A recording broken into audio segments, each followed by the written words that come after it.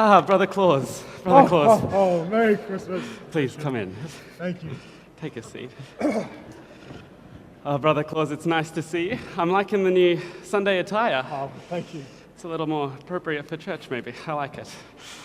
Now, Brother Claus, you always look fantastic this time of year. Well, you know, this time of year is my annual holiday between Christmas and New Year's. So I try to get as much spelunking, martial arts, and How I Met Your Mother reruns in before I have to get back to the workshop. Nice. And how is Sister Claus doing in nursery? Sister Claus is doing well. But, you know, no one can remember the last time she was out of nursery. Yes, well, she does do really well with those little children. Yeah.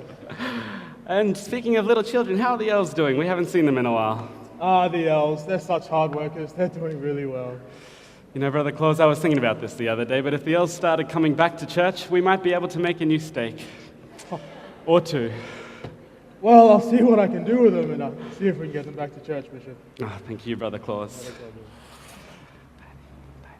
By the way, here's my tithing for the last 12 months.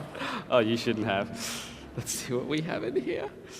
Oh, Steve-O, an action figure. Always wanted it. Oh, board game. Mancala. No idea. Oh, and what could this possibly be? Remember, Bishop, that sack's bigger on the inside than it is on the out. Oh, that's right. We don't want a repeat of last year. No, we don't. Well, I'll just put that to the side. And Brother Claus, it's wonderful to have you here, and I'm very grateful that you've taken the time to meet with me in this PPI. But there's been a couple of things I've been wanting to discuss with you for a while now, Brother Claus. Oh, is that so? It is. And I'm going to have to ask you to excuse my brevity on a few of these points, as they're maybe a little sensitive. Of course, of course. Brother Claus, first I have to ask, what's with the beard? My beard. The beard. I understand it's not exactly spelled out in the church handbook that you're not allowed to have one, but we are encouraged as priesthood brethren to always be clean-shaven and follow the appearance of the general authorities. Oh. And beards of your style kind of went out with President Joseph F. Smith. But Bishop, my beard, my suit, it epitomizes Christmas.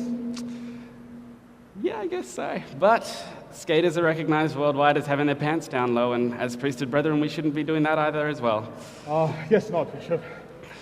Thank you, Brother Claus. That's wonderful. But don't you think you're being a little melodramatic about that? Now, Brother Claus, the next thing I need to talk to you about is your home teaching effort. And you put in a tremendous effort every December, and you manage to visit every single household in the world in one night. And there is nothing for the other 11 months. Oh, Can you Bishop, please explain? I'm a very busy man the other 11 months. I'm in the workshop working on the toys for the children for the end of the year. Brother Claus, we're all busy. I have a family and a job too. We just need to learn to prioritize these things a little bit, don't you think? Of course. And actually, in your monthly reports, you say there's a lot of nice people and a lot of naughty people. And if I understand correctly, for these naughty people, as your monthly home teaching message, you leave a lump of coal. That's correct. I was thinking about this, and don't you think a more positive monthly message might be the First Presidency message from the Ensign?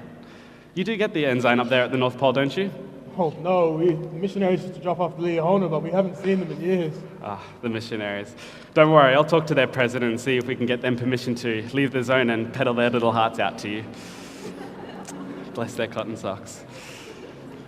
And actually, this is just a curious question, but there's a lot of naughty people. Where do you get all that coal from? Oh, well, Bishop, I probably shouldn't tell you, but I have a deal with Tony Abbott and the Australian government. Nice. Now, Brother Claus, this next topic is a little sensitive, but I've been wanting to discuss your weight. Sorry, my what? I've been wanting to discuss your weight. Sorry, Bishop, what? Your weight, Brother Claus. Oh, my weight. Your weight. It's spelled out in the word of wisdom that we should be eating healthily and living fit lives, and a tummy of your size may suggest otherwise.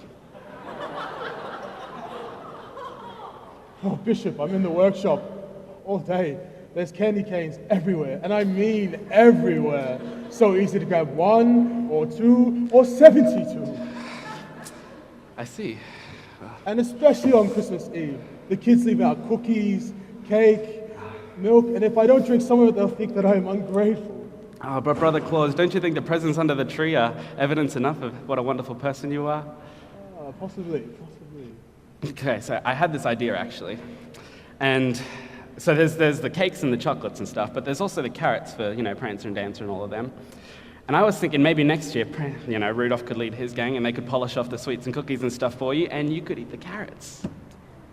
I guess that could work. I knew it would. Thank you, Brother Claus.